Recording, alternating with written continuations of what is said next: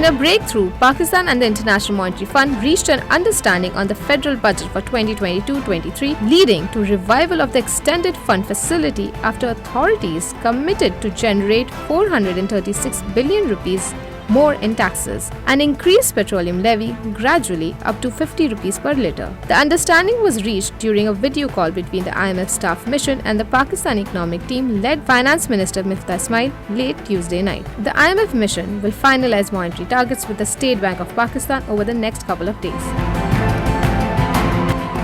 The US Geological Survey said the quake struck about 44 kilometers from the city of Khost in southeastern Afghanistan and was at a depth of 51 kilometers. The tremors were felt in Islamabad, Rawalpindi, Peshawar and Mardan. Unlike the 2018 general elections, the country's military wants to stay away from providing security for upcoming polling exercises. But while their personnel will not be deployed inside polling stations, the Election Commission of Pakistan has been assured of their availability as a quick reaction force in case a need arises during electioneering. This was revealed by ECB Secretary Omar Hamid Khan in an interaction with journalists after chairing a meeting regarding the upcoming by-election in Karachi. Forecasting more rain, the Met Department has warned that there are chances of urban flooding in the next 12 to 18 hours across major cities. The Met Department has also warned that the heavy rainfalls may trigger landsliding in the upper northern part of the country and flash floods in local nalas and rivers in Khyber Pakhtunkhwa, Punjab, Kashmir, Gilgit-Baltistan and northeast Balochistan. At least 5 people were killed and 4 injured across Khyber Pakhtunkhwa due to torrential rains, while roads have been blocked due to snowfall in the Amir and Upper Chitral.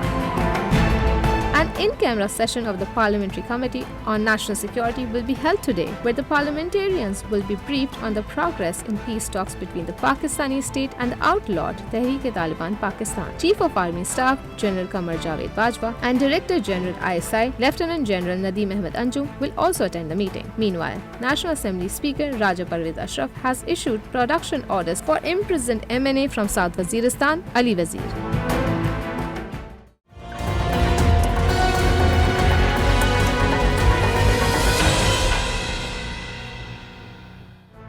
As consumers struggle to cope with high food prices and utility bills, flour millers further increased prices of various varieties by 6 rupees per kg. Meanwhile, manufacturers further pushed up steel bar prices to 236 rupees per ton, following an increase of 5,000 rupees. In the second week of June, steel bar makers had increased prices by 7,000 per ton. The State Bank of Pakistan has dismissed reports claiming that its foreign exchange reserves had dried up and clarified that neither the country's banks had run out of US dollars nor the central bank had stopped import payments. The statement from the central bank comes amid reports of its reserves falling to an alarmingly low level along with the suspension of import payments. However, the state bank said its foreign reserves stood at $8.9 billion, excluding gold reserves.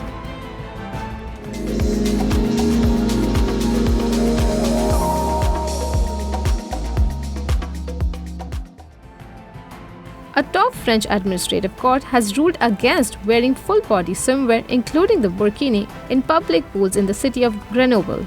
The court upheld an earlier order by a lower court that was challenged by the city council. The body-covering swimwear, which only leaves the face, hands and feet exposed, is often worn by Muslim women who wish to preserve their modesty in accordance with their beliefs. The United States Senate took an initial step towards passing the country's first major gun control legislation in decades, galvanized by 2 mass shootings in a nation that has long struggled to curb chronic gun violence. Rush hour commuters in the United Kingdom faced chaos as railway workers launched the network's biggest strike in more than 3 decades, forcing people to trek to work on foot, by bike, bus, or simply not bother to show at all. The RMT Rail Union argues that the strikes are necessary as wages have failed to keep pace with the United Kingdom inflation, which has hit a 40-year high.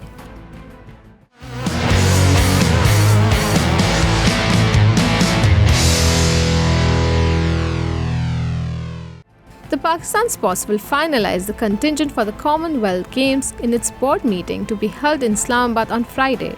The Director General, retired Colonel Asif Zaman, told Dawn that although 104 players and officials have been proposed to travel to Birmingham for the event, the board would bear expenses of around 70 members. The Tokyo 2022 Olympics, held in 2021 after being postponed for a year due to the coronavirus, cost over $10 billion, nearly the double figure quoted in the city's bid for the Games.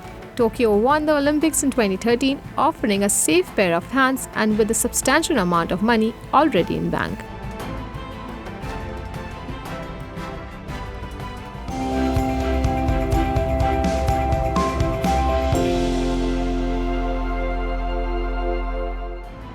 Amid a resurge of coronavirus cases in Pakistan, the federal cabinet has reduced the price of remdesivir, an antiviral drug administered to COVID-19 patients.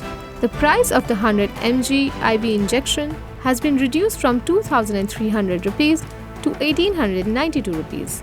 It is the fifth decrease in the medicine price by the federal cabinet since September 2022, when it was reduced from over 10,000 to around 8,000 by the PTI government.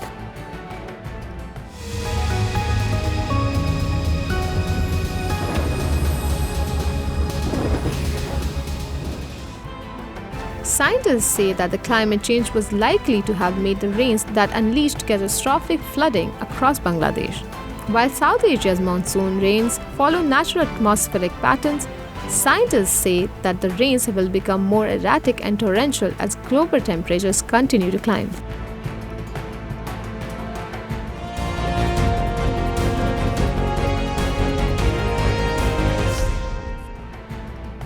Meta, Microsoft, and other giants racing to build the emerging metaverse concept have formed a group to foster the development of industry standards that would make the company's nascent digital worlds compatible with each other. Conspicuously missing from the member list for now, however, is Apple, which analysts expect to become a dominant player in the metaverse race once it introduces a mixed reality headset this year or next.